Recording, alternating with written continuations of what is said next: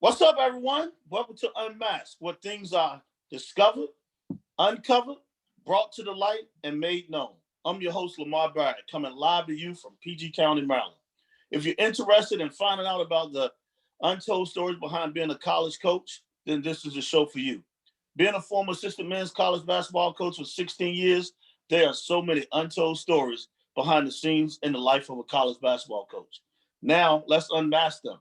Today's guest is a young and bright assistant coach with a great basketball mind, an excellent talent evaluator, great teacher, a future head coach in this business, in my opinion. I think a lot of people also agree with that. And he's a native of Greensboro, North Carolina. And he's actually a graduate of Oscar Smith High School in Chesapeake, Virginia. So as much as he wants to say he's a native, he may have been born in North Carolina. A lot of people claim him as a 757 guy, one of my home guys. So Anthony Goins, and I'll talk about Anthony a little bit before we bring him on the show. He's a 2008 graduate of St. John's University, and from St. John's, he got into corporate America. Like most of us, you probably want to make money after you're done with college, because he had a chance to do work with the teams. Actually, more the men's team than the women's team women's team at St. John's. So he was doing a lot of stuff, working out with them for practices and things of that nature. But he probably wanted to go into corporate America like most people and start making money. And then you find out your true passion. Probably wanted to get into coaching. So he went the route of going to prep school and working at Salisbury Prep School up in Connecticut. He spent 3 years there. And at the same time he spent those 3 years at Salisbury Prep, he was working with Westchester Hawks AAU program, where he had a chance to work with, one of the great guys in the business, and Butch Graves. And he spent some time with him for 3 years before going on to Dartmouth in the Ivy League. So, like I think a lot of people need to, you work in the Ivy League, that's not the easiest of jobs. But it's very rewarding because you get a chance to meet a lot of people across the country. You recruit nationally, so that helps you out a ton. And then he goes to Yale. So he goes within the league at Yale with James Jones, and has a chance to work with him for 3 years, and they had a tremendous success at Yale while he was there. And then he goes right to New Haven, and he goes to Quinnipiac for a couple of years. And he's working with Dunleavy for 2 years over at Quinnipiac. Before now, presently, in 2019, he takes the job in the ACC at Clemson University with Brad Brownell. He's doing a great job there as well. I want to say welcome to the show. Anthony, this is the guy I've seen grow in the business. We used to always sit, talk with each other. We're out on the road recruiting, and I'm just so proud of him to see where he started to where he is now. And he's earned everything he's gotten. So people need to understand, like, this is a guy who worked to get to where he was, and didn't take any shortcuts whatsoever. So welcome to the show, Anthony.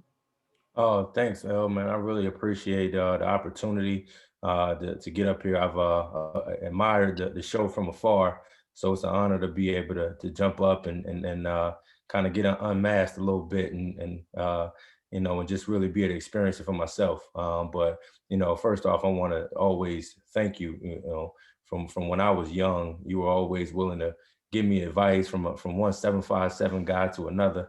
We talk about sitting next to each other and recruiting, and you allow me to pick your brain in terms of just the business, and me not knowing what I didn't even know, and just trying to figure it out, man. So always appreciated our conversations, always appreciated the times you would reach out and check on me and everything like that. And I've definitely learned a lot from you, about this business, about how to carry yourself and all that type of stuff. So, thank you for the opportunity, and thank you for all your words of encouragement and advice throughout the years. You're welcome, man. And like I said, I'm looking forward to seeing when you got your own program one day. I know that's going to happen. Like I said, you put in the work, and I think that's definitely going to happen. But like you said, that's what we're here for, to get unmasked. And let's get right into it, man. So, man, look, man, there's no handbook. This is the first question I love to ask, just because people don't understand this business. There's no handbook to being a college coach. It doesn't even matter what sport it is. Tell me about the first day, the first week, first month, especially after things are done with human resources and orientation.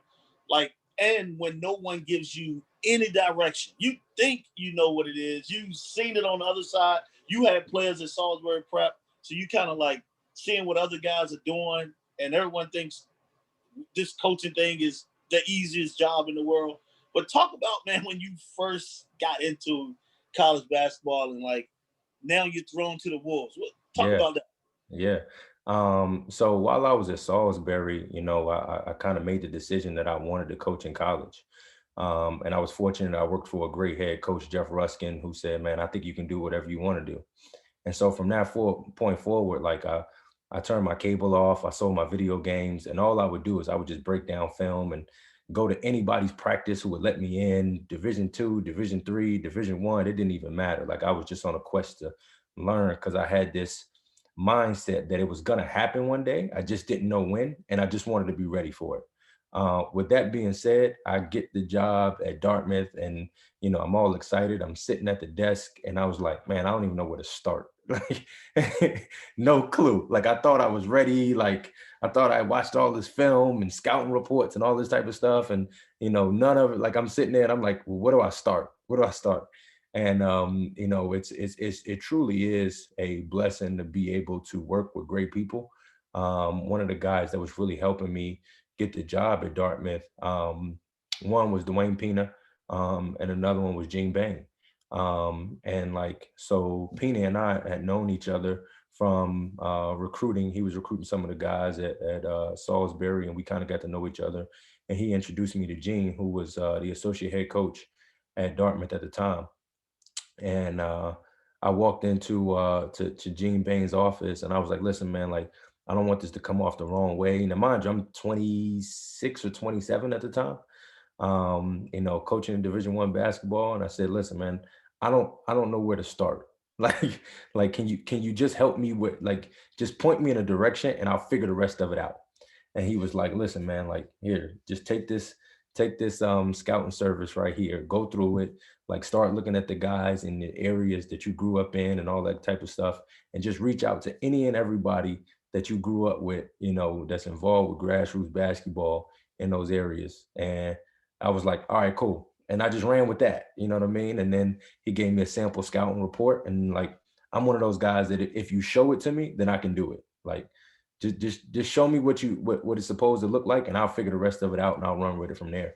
And so like you said, like there's no handbook, there's no training or anything like that. Like you just got to kind of figure it out. But when you're on a staff with great people that understood that, hey man, this was my first time in college basketball, and that I was really young and didn't know, but I was also willing to put myself in a position where and be vulnerable and say I didn't know, you know what I mean? And not try to fake it, and not try to act like I had all the answers.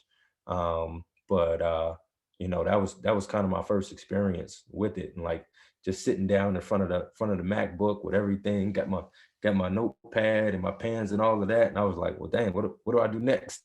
You know what I mean? Yeah, Gene was huge and very instrumental in like me just kind of learning and figuring things out. And kind of as I got my groove and my footing, I realized, okay, like here are the type of kids that we have to get here at Dartmouth, and here are the type of kids that Paul Cormier wants. What type of kids are realistic for us, and where our program is. Figuring out the whole academic component, the financial component, and all of those things. Like all those things come into play. And again, like I was fortunate to have great people around me that kind of just gave me, the seed, and I just had to make it grow. I mean, that's awesome. And like you said, great people. You mentioned, first of all, Jeff Ruskin, great name.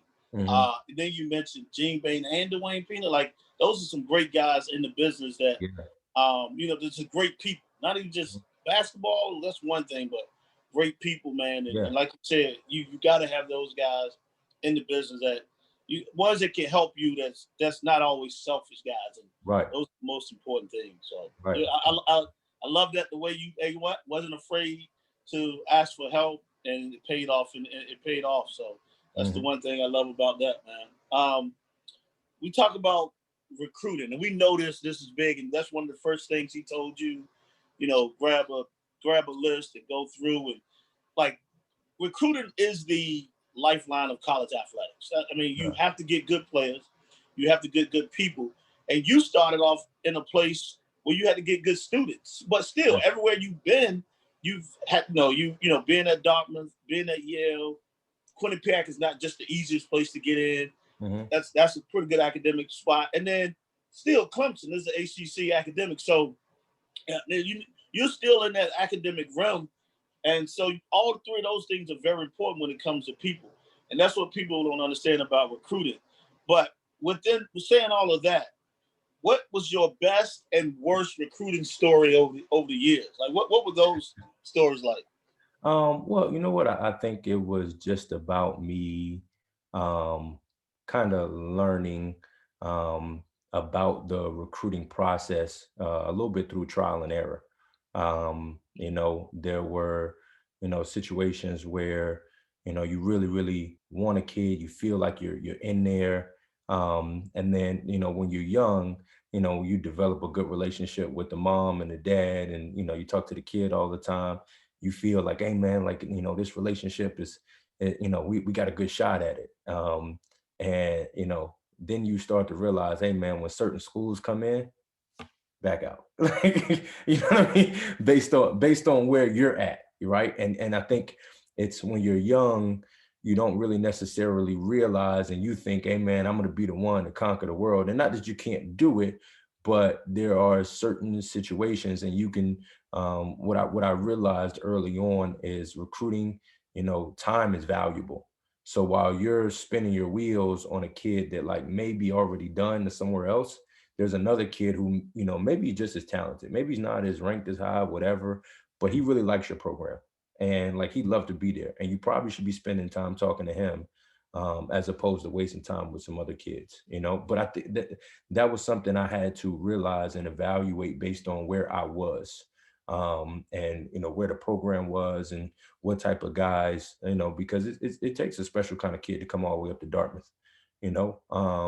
And there's some other programs in the league at the time that were more established, so they had something that they could sell in terms of like, hey man, like our program's been established, whatever it may be. It's more well known, whatever it is. So I think the stories kind of just morphed around me having to figure that part of it out.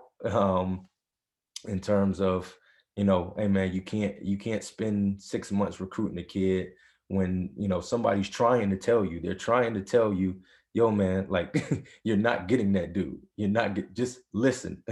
Listen to them, number one. Number two, I think, is being able to ask the right questions in the recruiting process, to understand like whether that kid's going to be a fit at your school and a fit for your head coach. I've had instances where, you know, actually one of my first recruits, like he was super talented, super athletic, whatever it may be. Um, and there were people around that were telling me like, hey, you need to watch this, watch that, like not sure if the kid really loves it. But I was so enamored with, and he fit what we needed in terms of like what we were looking for to bring in. But love of the game and all the work ethic and all of that wasn't there, and I ignored it, and it didn't work out. It didn't work out, and that was a valuable lesson for me in terms of like ask the right questions, and then listen to the like genuinely listen to the answers, and figure out like, hey, is that something that you can work with? Is it like, hey man, he works his butt off, but he can be a procrastinator at time. Like, is it something you can work with? And if not, like, don't do it because it won't work out. It will not work out. And so, I think that was an early story where I look back and I always said I'll never make that mistake again, ignoring something that I probably should have really been paying attention to. And that's the thing. I'm glad you said it because the Ivy League is tricky. Like, and I was there, so I'm feeling you about how Mhm. that is. I was at Brown, so and when you talk about like there are other programs that's ahead of you. It's just Harvard, Yale, Princeton, Penn. HYPP. Yeah, I Ain't mean nothing you can do that's what about it is, right? And it. and so like you what you balance. And you said something that was interesting, um, like when you're some of those kids that you recruit, a lot of them, and this is what people don't understand. Ivy League kids are different because they are showing you that they love. I think they're more love showing love to get into the school and more than basketball, because it's tough to get into the Ivy League. And once they get there, it's so many other things on the Ivy League campus that Yeah, they yeah, find other things to do besides 100, basketball, and then it 100%. just goes away. So I feel you 100% on that. When Yeah, yeah, that's the hardest thing to judge about a kid that's real into his academics. yeah. That's the hardest thing. And I think again, it's all about evaluating where you're at and evaluating who you're working for. Because when I got to Yale, like those dudes, and the dudes at Dartmouth worked too, and they worked their butts off, and they were great kids. They were great kids. But like you talk about, okay, James Jones had been established in the league and, had been winning, and there was a certain level of expectation when you walk through that door. So if you weren't all in on basketball, you were going to stick out like a sore thumb. So, and then you just, for lack of better terms, you were just going to be along for the Yale basketball experience. You know what I mean? And, like, I was like, all right, cool. Like, I got to bring in dudes that like really love basketball. You know what I mean? They happen to be good at school at the same time. And I think that was a big factor in kind of that 3-year run. It was all dudes who like, no, man, like I'm trying to hoop. like, yeah, the academic part is cool. I'm gonna go to class. I'm gonna do what I'm supposed to do. But like, I play basketball. That's why I'm coming, because I play basketball. And I think, the more guys, especially when you're working in the Ivy League, the more guys you can have with that mindset, like the better your team ends up being. Because it's like guys are like, yeah, I'm gonna get my stuff done, but like, no, I hoop. So like, what time are we getting extra work in? Like, what are we doing? What are we doing? Because I play basketball. And so, but yeah, it's kind of figuring that out in the recruiting process, and I think that helped me as I went along to different spots, because you really had to figure out their psyche a little bit, figure out their mindset on things. And you had to ask the right questions to see like if they really loved it or not. And like over time, you'd find out. And I think that helped me in the next spots that I went to, because those are questions that I like had to ask, because it's the same thing at anywhere else. Like, do you love it or not? Like one of the two. So no, that was huge for my kind of So development recruiting. so true, and that was my thing. And before I move on to the next one, is I always used to say, you said it a little bit. I recruited guys who love basketball who happen to be good students. And Hmm. if you have that mentality, you'll, like you said, you'll find out who those guys are. So Right. that's kind of a huge statement. Like the next thing I like to say, like, what did you have to sacrifice? I don't like using the word give up anymore because it happens, but like, what did you have to sacrifice achieving your current level of success? Because I don't think people understand, like, this is not your normal 9 to 5. This is not even your you don't have a normal life. Like, Mhm. it's 355, 360 days out the year. You missing a whole lot of stuff, especially you came into business young. So you Mhm. going at that time you starting to have guys who are about to get married, friends about to get married, taking Mhm. vacations with each other, hanging out, and like you get to miss a lot of that because of this life. Talk about that. What did you have to sacrifice achieving your current level of success? Um, well, I think, you first you look at, just time spent with loved ones and friends. I can't tell you how many weddings I've missed, birthdays I've missed, of people that I really, really care about and I love. Like, shoot, I missed my sister's wedding, and it just is what it is. Now I was willing to sacrifice those things, summer vacations, and shoot, man, I didn't go on my first vacation until I was 28. Like, one, growing up, we didn't really have the money to go on vacation, number one. And number two, once I got into business, like you were so engulfed that like, there was no time to do it.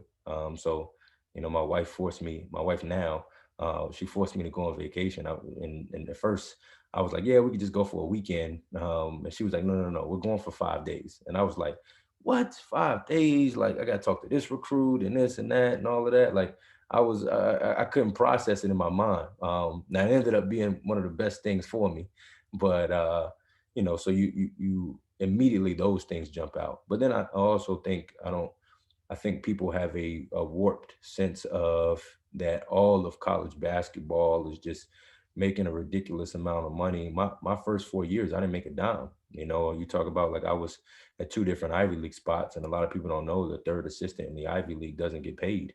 And so, I was technically a volunteer. Now I worked for two great head coaches who never treated me as such.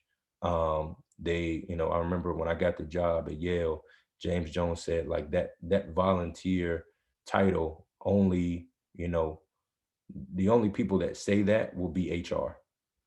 You will be an assistant basketball coach in every other aspect, and everybody, I will make sure everybody acknowledges you as such. Even down to the point when I got the job, they announced on the website, Yale hires a volunteer assistant, Anthony Goins, and he went downstairs and made them change it on the website. He said, no, no, no, no, he's an assistant coach. There's no volunteer. But you talk about like I didn't make any money. I didn't make any money. And you go through some difficult times, and I remember one situation.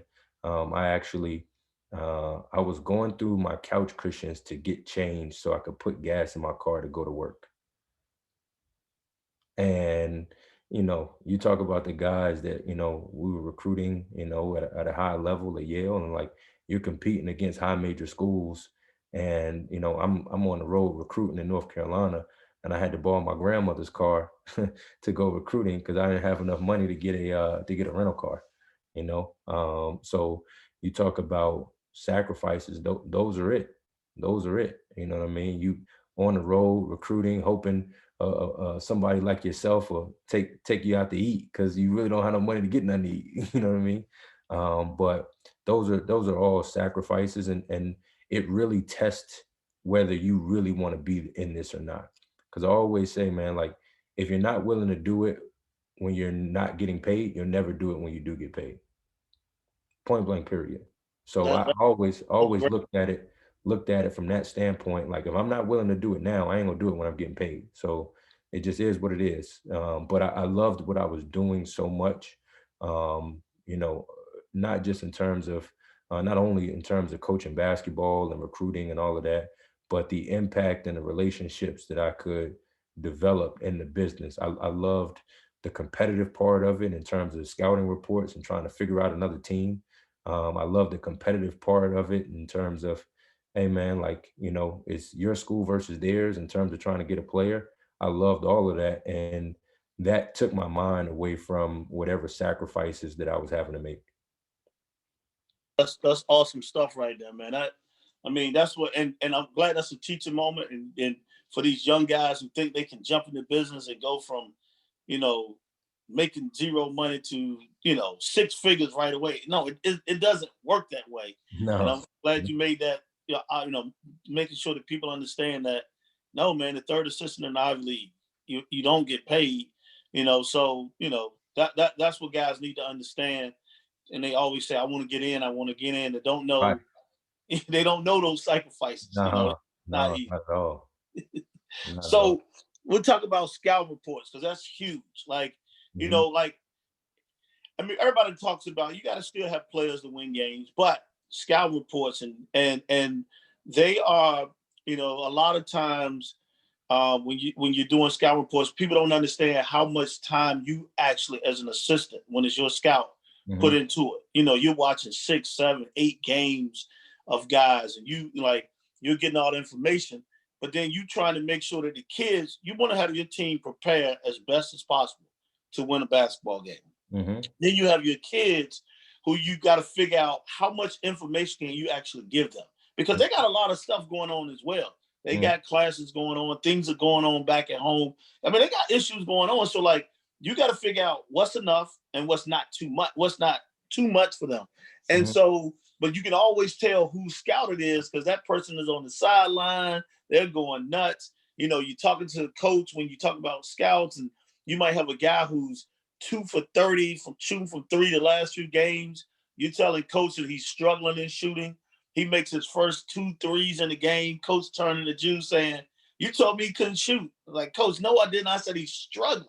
So that, you know, those things go on, and you getting screamed at or yelled at because whatever you tell coach, they take exactly what you say, and sometimes they kind of make it to how they want to do, especially when the game is going. But talk about your best and worst scouting reports over the years. Well, you know, I'll start off with this. When I was at Salisbury, after my first year, we had a really talented team. We went to the championship and ended up losing to Adam Finkelstein and choke. And man, and again, we were super talented. I mean, Zaid Hurst was, you know, second all-time leading scorer at Quinnipiac, like, you know, could fill it up. Chris McCullough was a freshman at the time. You know, Sam Dingba was a sophomore. You know, we had talent. Ryan Frazier was a junior. We had plenty of talent. That wasn't a question at all, the amount of talent that we had. But like, man, they absolutely ran around and like they picked us apart. It was like a clinic out there. And like I was just dumbfounded and baffled. And I was like, how is, like, I'm sitting on the sideline, like, how is this happening? And from that moment forward, I was like, okay, like coaches don't change too much. So I was like, all right, coach, like, do you mind if I like start doing scouting reports for the guys? And I was just taking the film from last year, like trying to, and, you know, trying to pick up on calls, names and things like that. Like, you know, whatever I could find in terms of, hey, what are this player's tendencies? And, you know, does he like to spin? And, you know, we had some tough game. You playing against Cushing and Andrew Shrabaz that ended up going to Butler. He's a really good player there. Caleb Joseph, who went to Syracuse too. Like, you know, so it was you know, it was some tough guys that we were playing against. And I remember again, like I've always tried to be in a place of like learning and not like, yo, I got all the answers type of deal. But I remember I went to a clinic from Ted Hotallen, this head coach at University of New Haven, and he's sitting there. And again, I was just trying to learn, and he's talking about the 2-guard offense. And I'm watching it, and I'm like, man, that looks really familiar. And so after the clinic, like I'm taking my notes, I go to him and I'm like, hey man, can you tell me a little bit more about this? Like, you know, like what's this? And I'm asking questions or whatever. And then I realized that's what Adam Finkelstein was running. And Adam got it from him. So I was like, it was in October, and I came back to Jeff. I was like, we're gonna win this year. I got it. Don't worry about it. And so that was kind of my first taste of getting scouting reports. And I remember Barry Connors was at Cushing Academy, and we're playing Cushing, and he's yelling out the play, and like I had got it from the year before, so I'm yelling it out to the guys, and he looks over and he goes, "What'd you get, my Huddle account?" But like that was like an eye-opening experience to me. Like, yo, man, this is big. This is really big to be able to notice and give this to the guys. And then we ended up going to the championship, and you know, I gave the guys a scouting report, told them everything they was going to run. Here's what they're looking for. Here's this read, that read, and we ended up winning by 20. So like that was like, okay, this scouting report thing is serious. And so when I got to college, you know, it just kind of bled over a little bit. But I've always been a guy like, hey man, if we win, we all look good. So, you know, not be the dude that when it's not my scout, I'm sitting over there not paying attention or whatever it may be. You know, I try to be as locked in as possible. Like, you know, like here, like if it was somebody like last year, if it was somebody else's scout, like I would go to whoever it was and say, hey, like, you know, I have the wings, and say, hey, where are the wings area of attack in this game? And then I'd spend 20 minutes a day with my guys working on like, hey man, like they're gonna get pick and pop and this and that. Hey, you're gonna be at a flash, whatever it may be. So working on those things, to prepare them for the game. So I think that helped in terms of like one, me going into the game knowing what we're supposed to be looking for. It helped me continue to be engaged in practice. And it helped me help my guys be able to go into the game and know what they were supposed to be looking for and how they could be aggressive. And I say that word aggressive, and like that's kind of like one of my biggest things is like how can you talk about what can guys retain when you put too much on their plate in terms of a scouting report, you're taking away their aggression because now they're having to think a lot.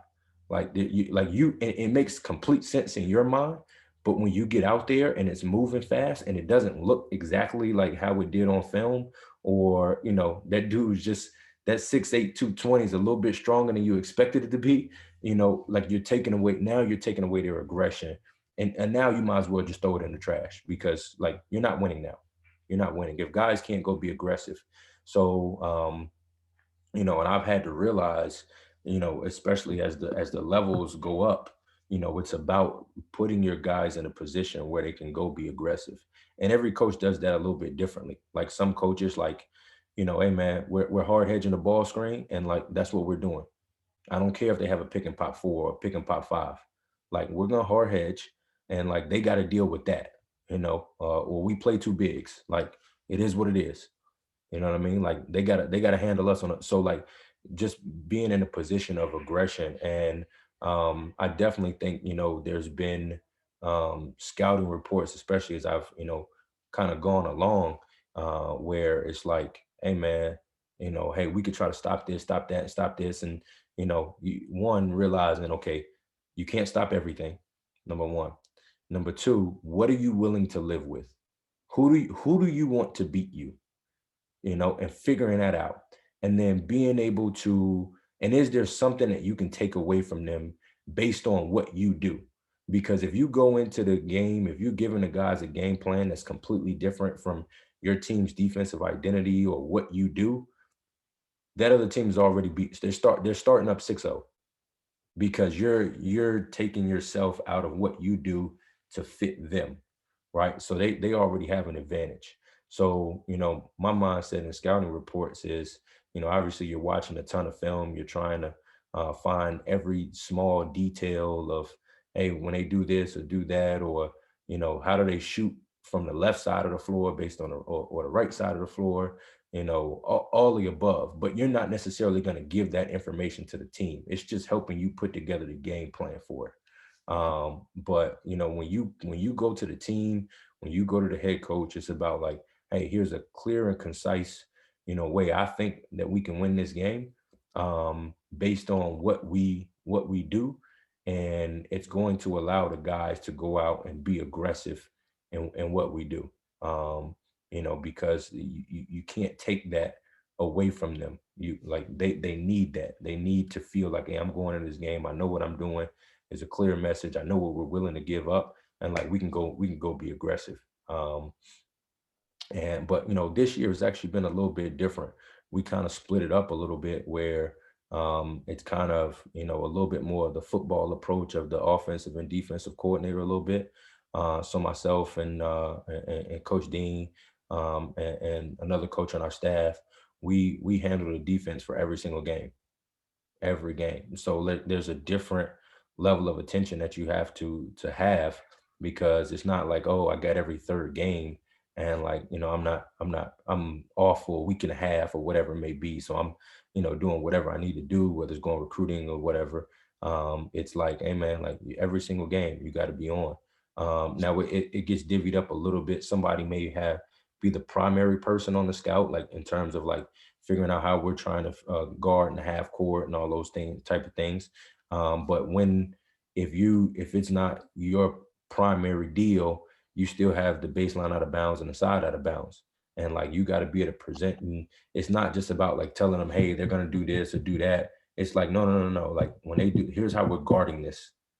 Here's how we're guarding this. And it's important because you talk about like those are possessions that can get stolen and close games. And with the level of basketball that's being played these days, like every possession matters. So, how you go out and teach the team how to guard their baseline out of bounds and side out of bounds is an important job that you got to take serious. And so, you're 100% right in terms of like being able to shrink it down. But I think some of that was trial and error for me, because early on, you want your head coach to feel like you're doing a great job.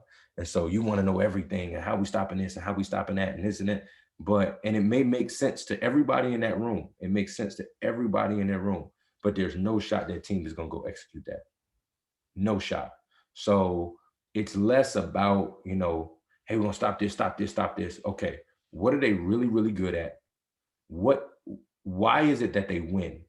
What do they need to win? Right. And like, are there things you can take away that can take away two things? Right. Like I remember there was a team I was scouting. They loved to drive middle and they were unbelievable at foul line jump shots, getting to the paint. And like, when they got there too, they did a great job of kicking and finding guys on the perimeter for threes. So, the game plan was like, all right, cool. Like we just got to take away middle from them. Every closeout, like make them drive baseline. Because one, you take away their foul line jump shots, which they were shooting like 50% from, which is an unreal number. Um, and then two, if you do that, you're also taking away their kick out threes. So just from one thing, you were able to take away multiple options from them and kind of stifle their offense a little bit. So I think it's about trying to figure out what a team is good at, what they really, really need to win. What is important? What's the most important things for them to winning games, whether it's offensive rebounds, whatever. What can you take away based on how you play? I like that, man. And aggressive is the word that I loved in there. So I want to make sure I remember that. That was a great word. Um, what's the biggest challenge you think you've experienced since you have become a college coach? Um, you know what is I think always keeping the main thing. And I say that, man, like I got into college coaching. I love basketball, but I got into coaching in general because I loved being able to make an impact on young people. And when you're coaching in prep school, like yeah, you're trying to win games, but like there's a huge focus on the, being able to develop young people. And it was great because I developed such great relationships with those guys.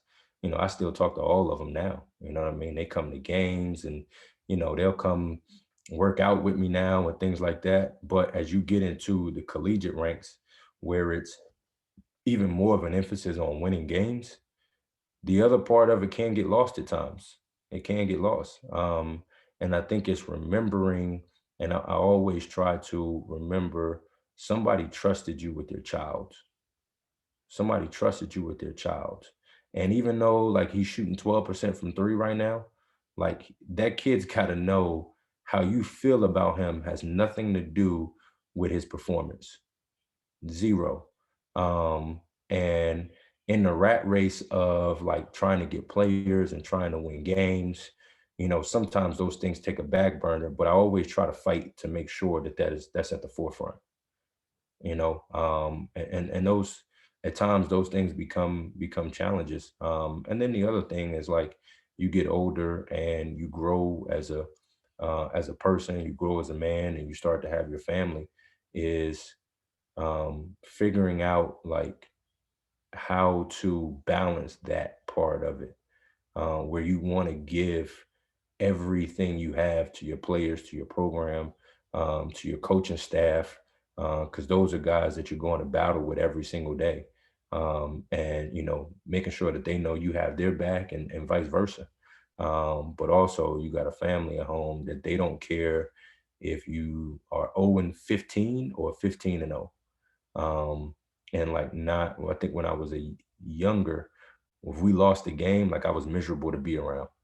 I was miserable to be around. Like I was upset. I was negative. I didn't want to talk to anybody. And as I got older and started to have a family, I had to realize, there was an instance I came home and my wife now.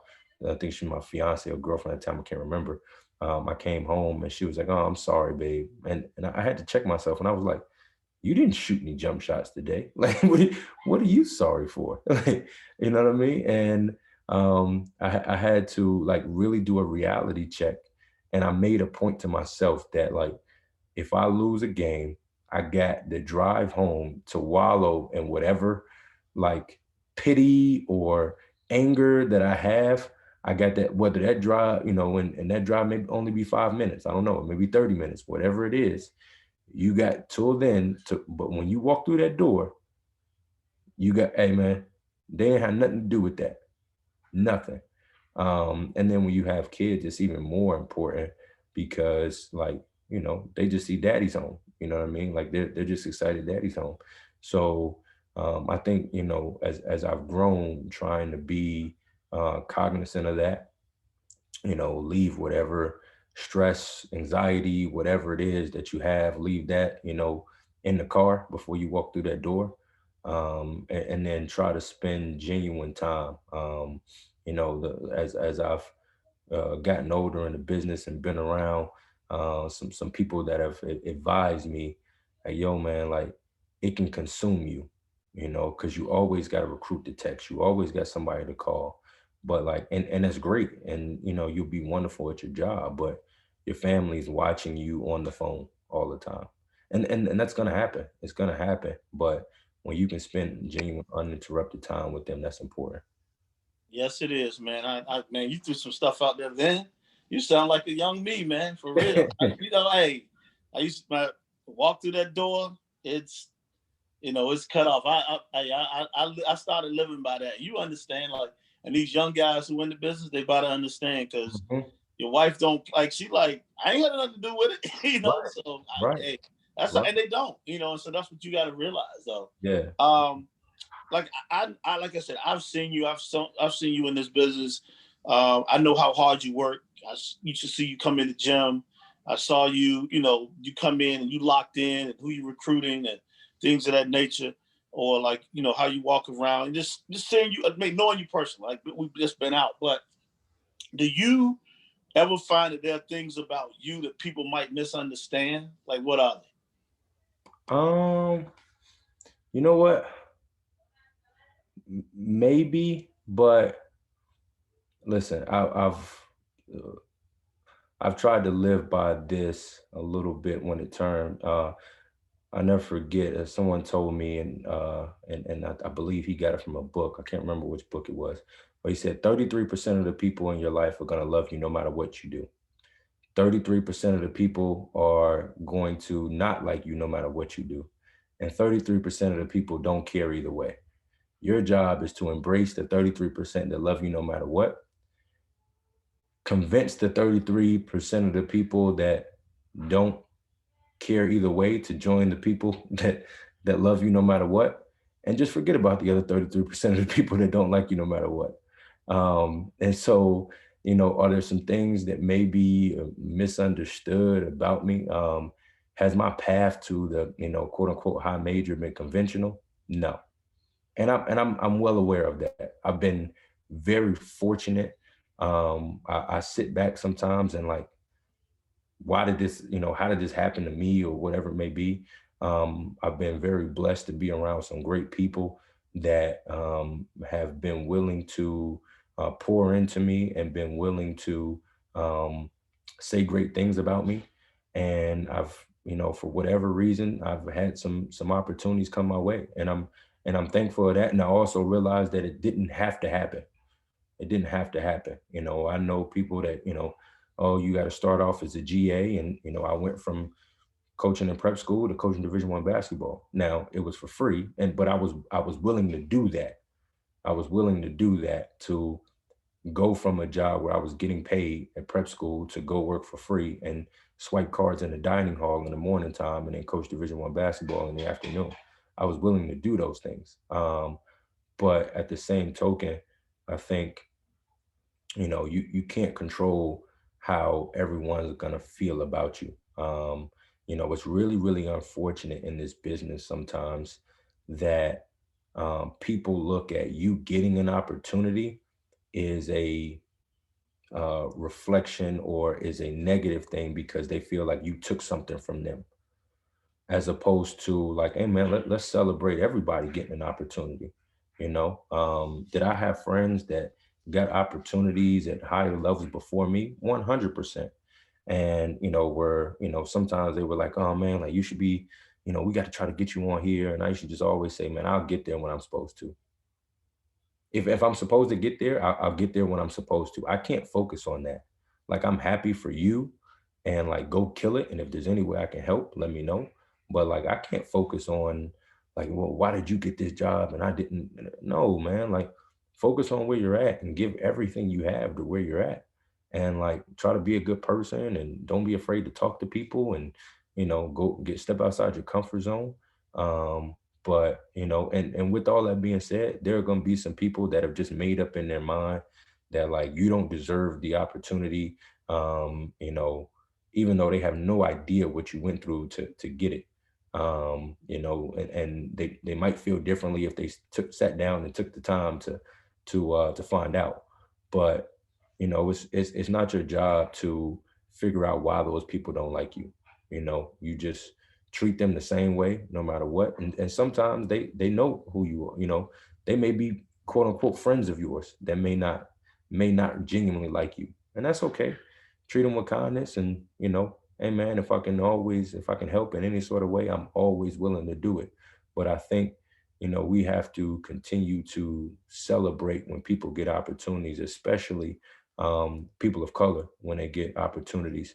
Because it isn't an easy thing. A lot of staffs, you get one minority spot, one. So that creates a divide already, because you feel like, oh, well, I got to get that spot because it's the only spot, right? And so there's a competition within that already. But what I've come to find out, man, is one, that makes your life miserable. Two, you can't control what you can't control, and like, just being genuinely happy for other people, whether you know them or not, um actually will get you further than just hating. I love. I'm just soaking it all in because everything you're saying is so true.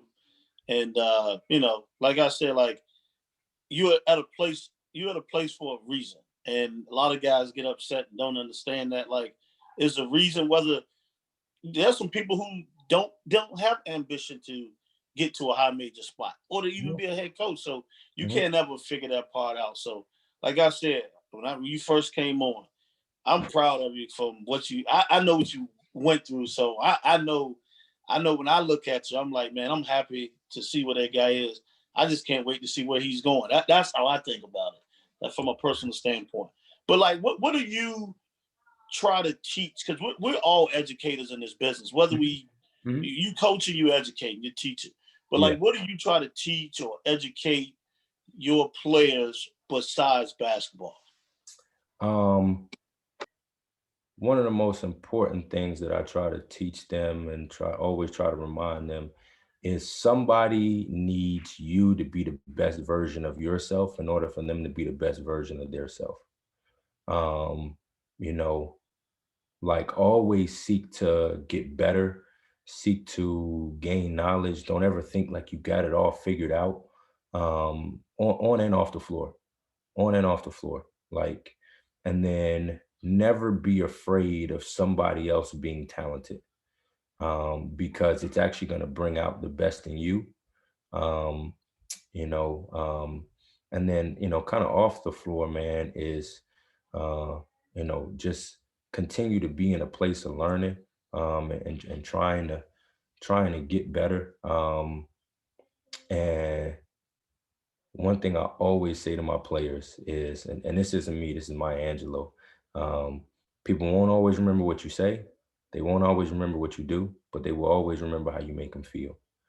And James Jones used to tell me, whatever a conversation that you have with somebody, you never know, that might be their most important conversation of the day. And so, just constantly talking to the guys about valuing those conversations that they have with people, trying to be open-minded to things, and whether it's things that happen in society, people that they meet, being open-minded to different backgrounds, stepping outside of their own comfort zone to get to know people. If they know something that somebody else doesn't, or on the team, like, don't be afraid to share that information, and having the mindset of like, oh man, well, they're if I tell them, then they'll catch up or whatever. Again, don't be afraid of somebody else being talented, and just constantly trying to help them understand that, like, this time here is to become the best version of yourself on and off the floor. And I always one good friend of mine, she used to run a Bible study that I used to go to when I lived in New York. And she would always say, it's not about you.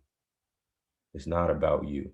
And as the older I've gotten, I'm not super old, I'm 34, but I've realized, like, genuinely, man, like, if you have that approach, it's not about you, like, just good things happen, man. Good things happen. Um, Whether it's, hey man, it's about my family, whether it's about the people that I work with, it's not about you. So whenever you get in your feelings about something, it's not about you. And like Baker used to always say, don't want it to be easy. Don't want it to be easy, because you want it to, like, as you go to different jobs and you go into different situations, you want whatever it is that you do to just translate quickly. And that's the same thing for players when they come in. Like, they want whatever that they did in high school to just translate quickly, and like, and figure it out, and everything works together, and it's all easy. And for some guys it is. For some guys it is. For some guys it's not. Does it mean that player is going to be a better player than you in the long run? Not necessarily. You could end up having a better career, a better pro career, but he had success faster early on. You know what I mean? It just took you some time to learn it. But just don't want it to be easy. Don't want it to be easy. Love it. Love that, man. Love it. This is like a little different, just something that it might trigger as we're talking. Like, what is the strangest, maybe the wildest thing a player has done outside of the basketball court? Like, that you was just like, and we don't say names. I don't need to know names. Like, it's just one of those moments like, yo, did he really just do that? Or something you heard is like, wow, like, that was just strange. Yeah.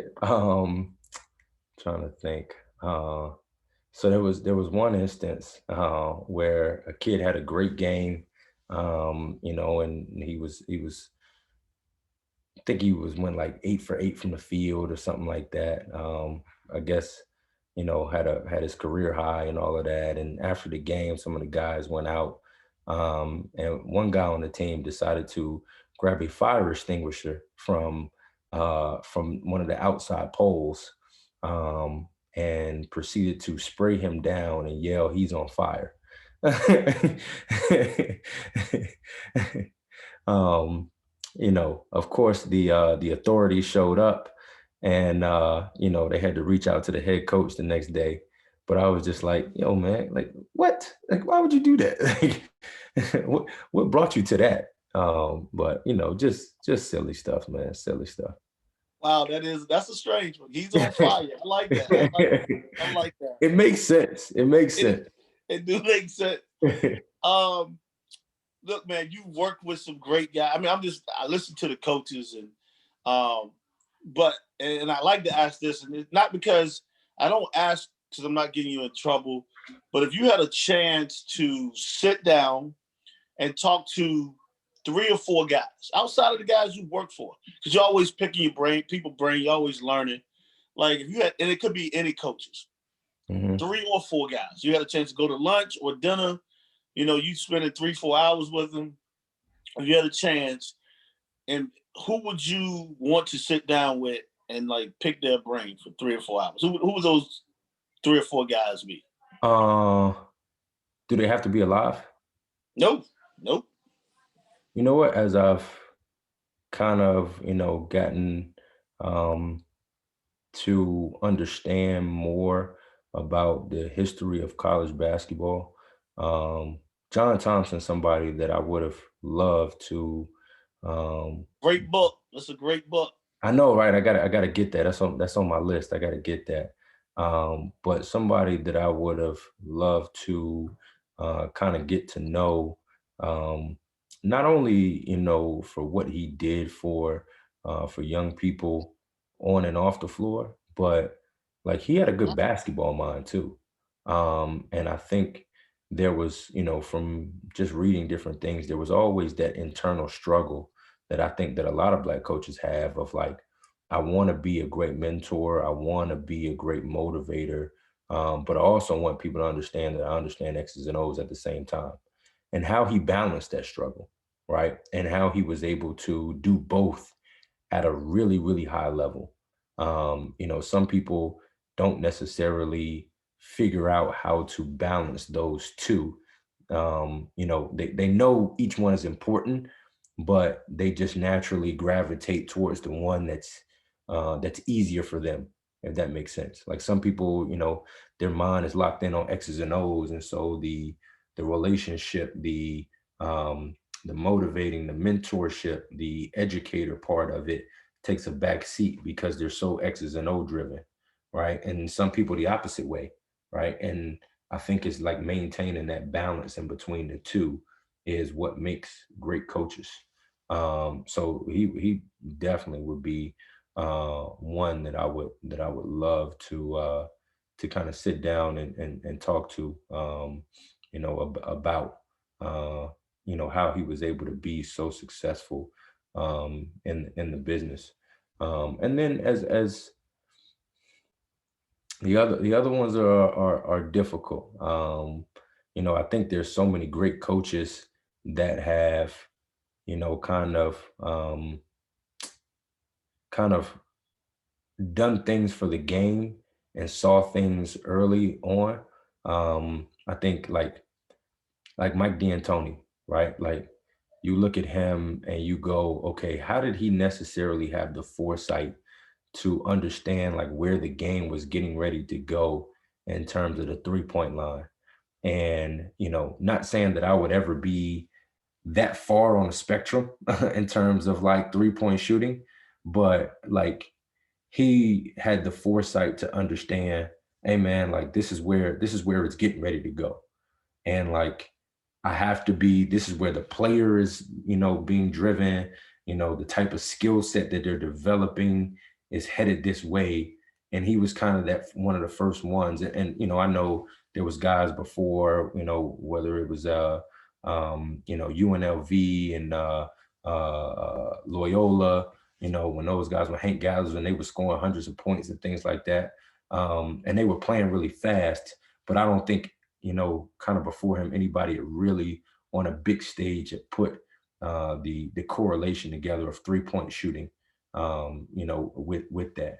And so, I think being able to have that conversation and like what he saw that allow him to kind of have that mindset. Um, and then, after that, again, man, it's a ton of great coaches that I always try to like kind of pick their brain or follow or watch, along in my journey. I think one of the things that I always try to do, it was much easier when I was at, Dartmouth, Yale, and Quinnipiac. But any city I went to, I would always try to stop in at a college practice. Now when you coming in from Clemson, they ain't really trying to hear. You trying to stop through and check out a practice or whatever it may be. But man, there was some unbelievable. Again, Ted Hotelling does an unbelievable job. He's a really, really smart coach. Gene does a great job over at Brandeis. Really, really smart coach. I've gotten to know Phil Martelli really well, and like just being able to pick his brain on things. Quanzo Martin, really, really smart coach too.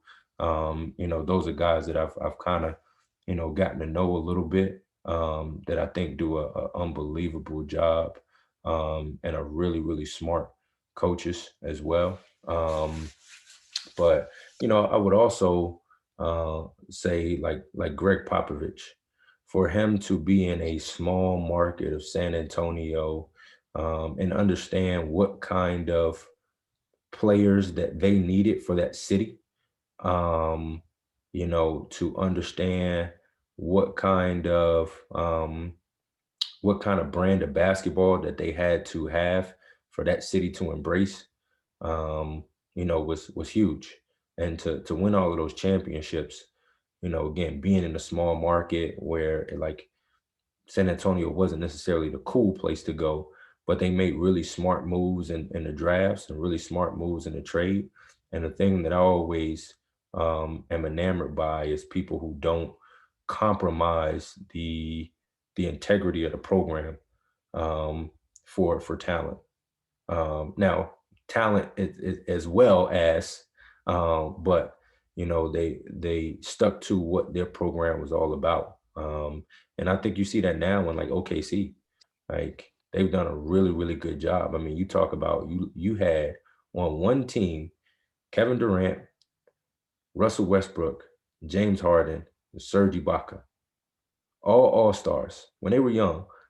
But then you lose James Harden, still go to the playoffs. You lose Kevin Durant, still go to the playoffs. You lose Serge Ibaka, still go to the playoffs. You lose Russell Westbrook, and you still go to the playoffs. Like that's in the West. Like that's unbelievable, unbelievable. So I think as you look around the teams who are able to have long-term success, and listen, it's hard to have the short-term success too. But the teams who are able to um, have a real established program, an established team, an established organization. I think those coaches, those programs and organizations are ones that always kind of stick out to me. That I'm like, man, like they must be doing something right, and I love to know like what's the ins and outs of what they're teaching. Those are some great names that you mentioned. Ton of good coaches in there, man. So like you're right. Like it's all about picking their brain to figure out what you would like to hear. It's not always the best coaches a lot of times. I think people Yeah. get confused a lot of times. Well, I'm gonna ask you this: like, what's your favorite word or phrase you like to use? You used aggressive earlier, but I'm gonna Uh-huh. ask you this: like, what's your favorite word or phrase that you like to use? Aggressive is definitely one of them. It's definitely one of them. I'm a pretty like mild mannered dude until I get into a competitive situation, and then it's definitely about aggression. Um, but a couple phrases. One is love your guys. Love your guys. And I got that from James Jones. And he would always say, man, you gotta love your guys. Like sometimes it's so easy to look at other people's teams and go, man, I wish we had a guy like that, or we don't have anybody that can do that or do this or whatever it may be. But like, man, when you love your guys and they know you love them, like they'll accomplish things that even they don't even think they can accomplish. And when they feel like you genuinely believe in them and embrace whatever it is that they bring to the table and are pushing them to be better, and be the best version of themselves, like, as long as they have the right mindset, they'll rise to the occasion. They will. They will. And that was one of the biggest things that I learned from James. Is love your guys.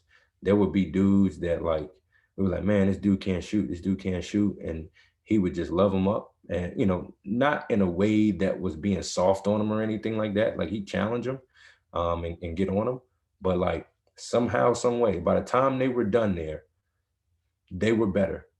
They were better. And like, yo, man, you just gotta love your guys. You can't be like looking around at everybody else's players and stuff like that. Like these are the guys that you have. You gotta love them. You gotta love them. So that's something that I've always tried to take with me. Um, Coach Dunleavy used to always say, never underestimate the power of unreliability. Never underestimate the power of unreliability. And in saying that, it was like figure out again in basketball and life, you're always trying to figure out like who can I count on? Like who's reliable? And there's certain guys that, like, for whatever reason it is, some people may say background, love of the game, whatever, like they're just unreliable. They're just like, you just can't count on them. And sometimes it's like not even their fault. Like that's just like it's not like they don't want to show up in a big game or something like that. Like they want to, but their life is just unreliable. So it's gonna come out at some point. So like, as best as you can, the guys that may be unreliable, you're trying to move them to the point of like where they are reliable. And then it's part of the recruiting process of figuring out, is he unreliable because he's young, or is this just who he is? Um, and because you got the other guys on the team that's going to be affected by his unreliability. Um, and then, here we talk about like grit, like just having grit, which is passion and perseverance towards a long-term goal with no kind of mindset the uh, towards the recognition. Like, hey man, I'm just not going to give up. And all of those things kind of go to something that I always say to our guys. And it's actually from Nipsey Hussle. But he said in one of his songs, Perfect 10, which takes on a different meaning for me because, you hear about the like the book, The Outliers, where they talk about the 10,000 hours. And, Beethoven, he said in order to be a master of something, it took 10 years of work. Right. And so like when you hear the name of the song Perfect 10, it makes sense of like, hey man, like this took time in order to develop. And he always in the song and in the interview that they took from that they put on the song, he said like, I'm not gonna act like I had the ultimate poise. Um, I went through every emotion trying to pursue what I'm doing. I went through every emotion. My only redeeming quality, from anybody that's going through this or anybody that's trying to go after something that they want or that their dreams, is that I just didn't quit. I just didn't quit. And like that resonated with me. Is something that I talk to our guys about. Like whatever it is that you're going through, whatever emotion, like when it's hard, when it's difficult, whatever emotion it is that you're going through, like it's not, you don't have to feel like you're alone in that. Like everybody is going to go through that, you know. And if they say they don't, they're lying. They're lying. Listen, man, when you coach for free for 4 years, you start to question, like, man, like, am I really good at this? Like, nobody's willing to pay me to do it. So, like, and you go through every single emotion on your journey. And so, like, to don't trip if you are going through those emotions, but like just understand that a lot of people are going to quit. They're going to quit while they're going through those emotions, or say I got to go somewhere else, or whatever it may be, or this ain't the right place for me, whatever it may be. But like just just don't quit. Like if that's your only redeeming quality, is that I didn't quit. Wow, man, you dropping some jewels tonight. And we coming down the stretch too. So a couple more questions. If you had to choose, because you're not a selfish person, you're a selfless person. You're not a self promoter. That's something that I definitely know about you. And if you had to choose three adjectives to describe yourself, which would you choose? um I definitely think one of them would be humble. um Again, I'm always understanding that, like, I've been blessed. People have done bent over backwards for me. And it could easily be different. You know, Listen, man, you grew up in the 757, so I mean, or been down there, like the circumstances could have easily been differently. Could have easily been different. So I'm always humble, about the opportunities that I'm given, or that come my way. But at the same token, hungry, um, to get better. I'm always trying to figure out how to be the best version of myself. Because I understand, like, these guys need, my family needs that, like, everybody around me, they need me to be the best version of myself in order for them to be better. Um, and so, that means like I have to constantly be on a quest for knowledge, never stay stagnant, whether it's, learning things from a book, whether it's learning different motivational techniques, whether it's learning different things in recruiting ideas, and at the same time learning different drills, whatever it may be.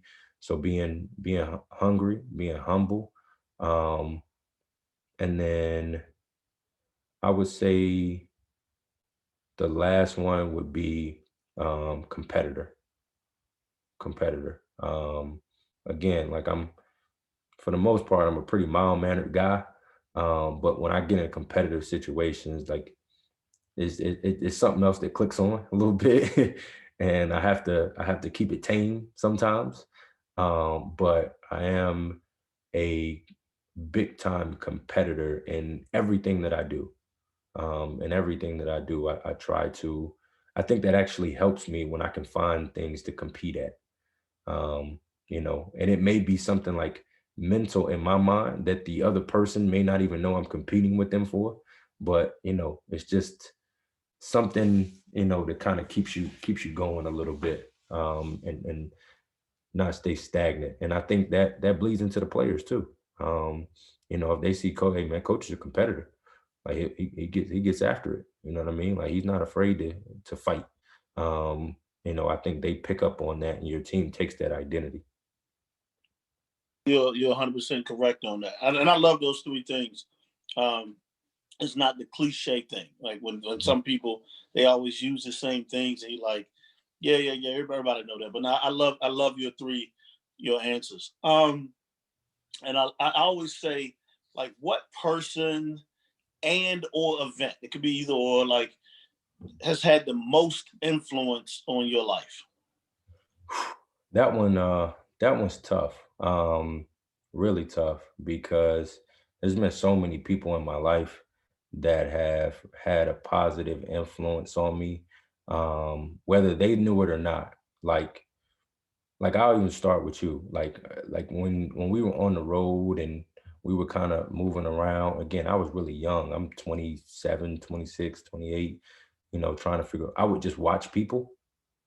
Like I would go in, I'd see, okay, where like he wears slacks and a polo and he wears sweat. Like I was watching it all and trying to figure out like what was the best way to go.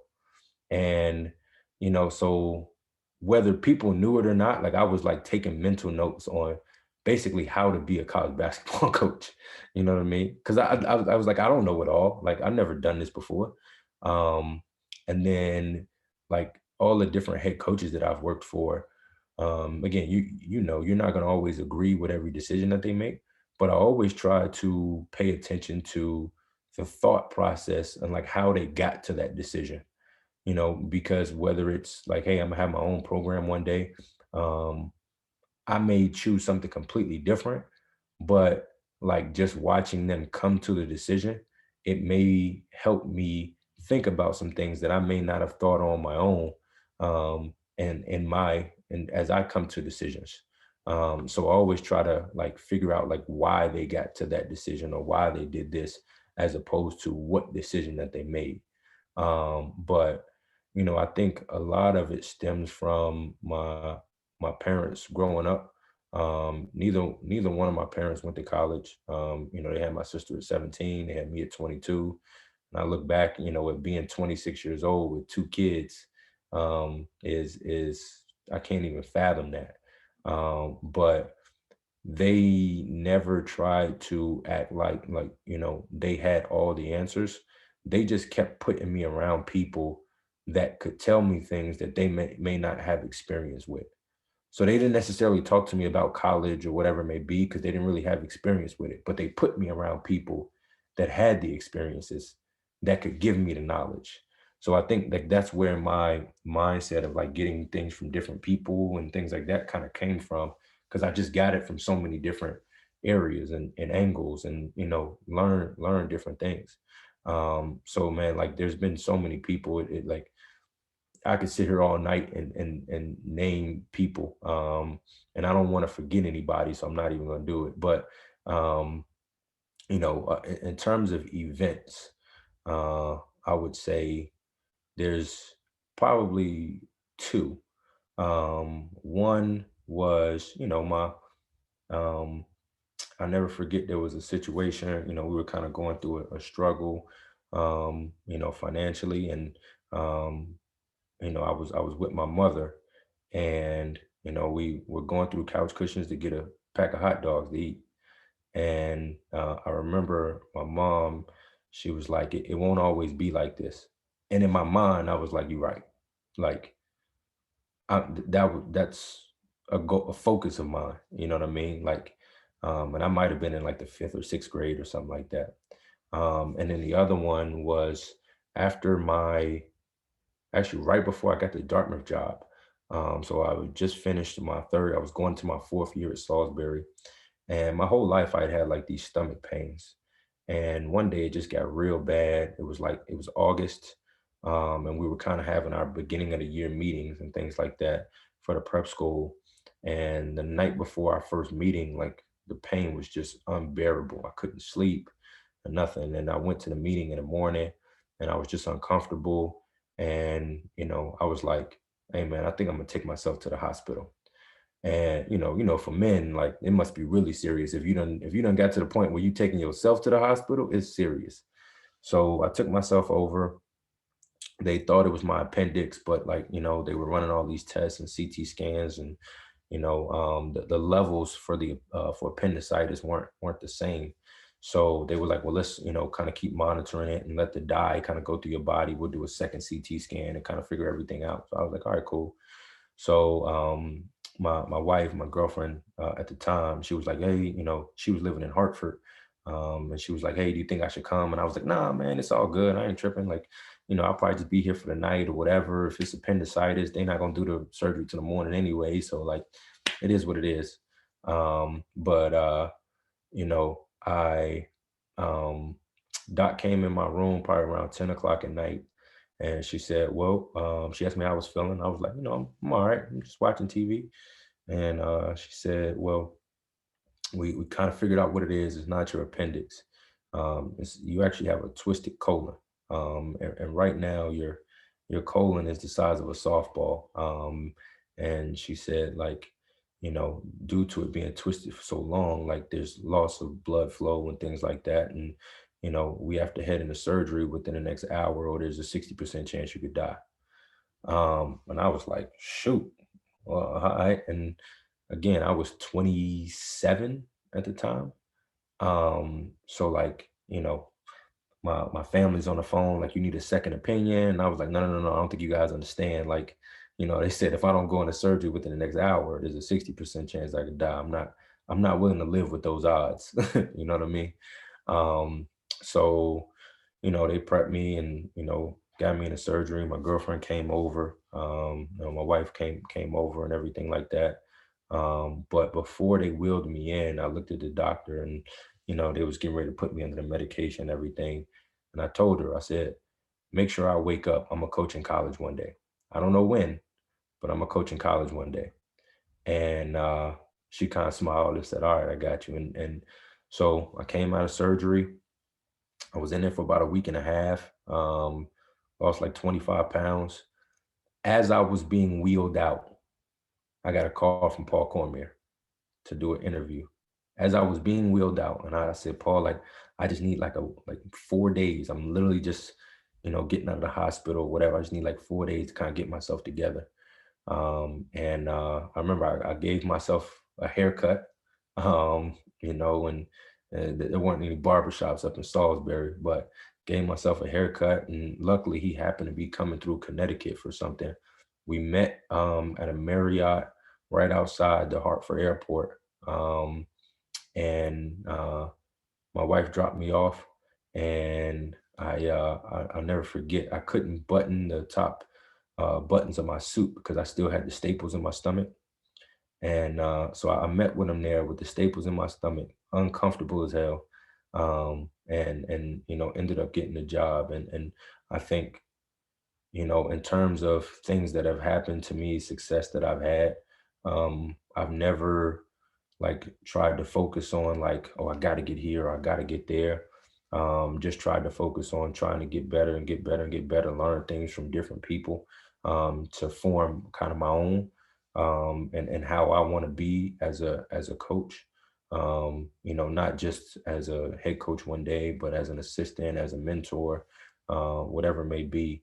But I've always had the mindset that it was going to happen. I just needed to be ready for it, whatever it was, like whether it was getting to the high major level, whatever, like, hey man, it's gonna happen if it's supposed to. Like, I just gotta be ready when I get there. I mean, that's an awful story, man. I appreciate you sharing that. And that, like you said, that's an eventful moment that, changed everything for you. So I'm happy that hey, you said I'm a coach and you're there, and you're living the dream, and you'll continue to live the dream. And I'm gonna end with this question, because like you started in this business young, but you can still go back to even that moment. Like, knowing what you know now, like, what would you tell your young self to prepare for as an assistant coach? Um, I would say like being able to uh control your emotions.